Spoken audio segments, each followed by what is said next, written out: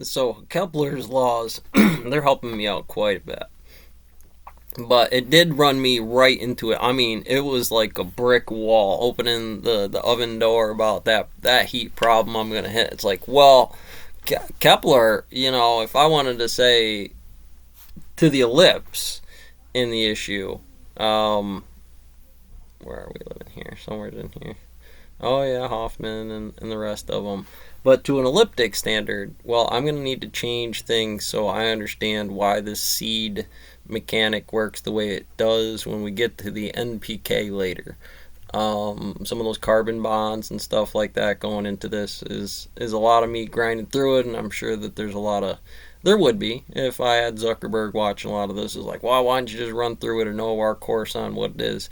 And yeah, that's a fine and a valid three-headed dog way to look at that, and it always will be for whatever most part before we get into the carbon dioxide and Kennedy over there talking about what standards that would be against that. Now, what is 0.005 but with a 25% increase or something? And you know how that works. So, dialing in that system, we're going to need to change what we know about in a gravitational field, bounded by a gravitational field. And that's a lot of this dark matter, dark energy. He's going to consider himself the big M, and I'm going to say something stupid like you are what you eat, and I'm going to send that thing through the roof on a wave function here because it's still square, short of that area of changing MG, MVG to MVEV or MGVE or something like that. That would be some of these back over into here. Which one specifically? Hold on. This guy right here. Or no, not that one. This one? He's changing. Yeah, this one. It's not MGH, it's MGEV. And it makes more sense to be in a field like that because it makes rattling these things around about once you know how to derive Planck's constant or Avogadro's number. And right at the moment, I'm playing with Bohr's radius with a de Broglie par utilizing some of this, and I haven't quite got out the seed stem clay backyard model yet.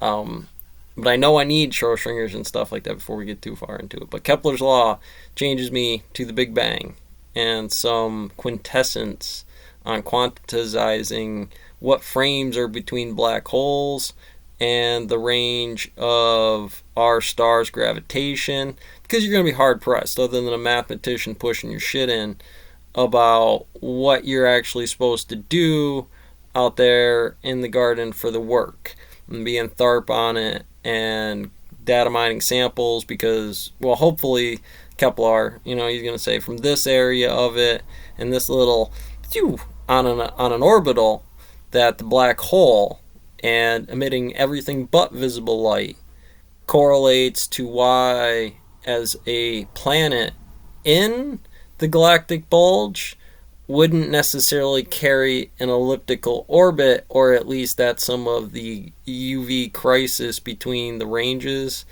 on helium 1 and it having some mathematical square law issues to how you want to describe it independently as its properties or as any kind of X or Y, omega or T in either position, because they're defined bracketed as A bracket or B brackets in this case, the medical index being a positive, this is a negative, that I wanted to have go like this and end in this wave function where it's visible light.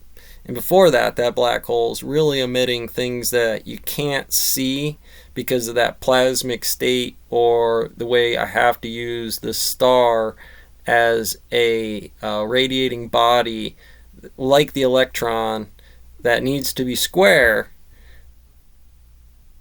to 1 or r in a place, 1 over r, pi r squared, where I can then start to change those things, wavelength to height and position or potential or and in our case, when that's the star against this algebraical, you can cross that out, and the scale to N1, N2, NM, either climbing the ladder or falling in orbit, makes sense to its frequency and wavelength, or wavelength and frequency.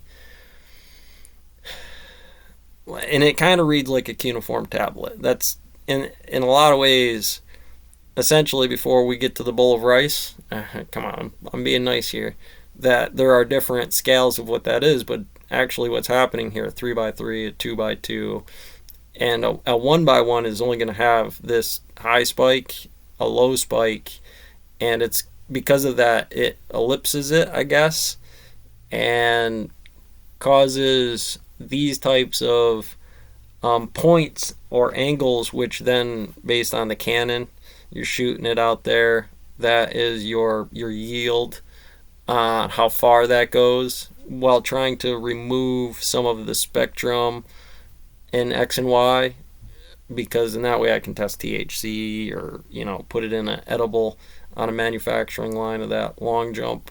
But essentially, even these work that way as well. We're starting back to 5 million years ago into about 10 million years, or 100,000 years ago, and that's going to start creeping down until today's science, where the idea of salty Kong or just some King Kong wild animal may be very practical comparatively to that small little tiny sequence A naught or E naught in terms of energy, which can be ultra relativistic. This is a black body problem, and we don't necessarily register heat that way.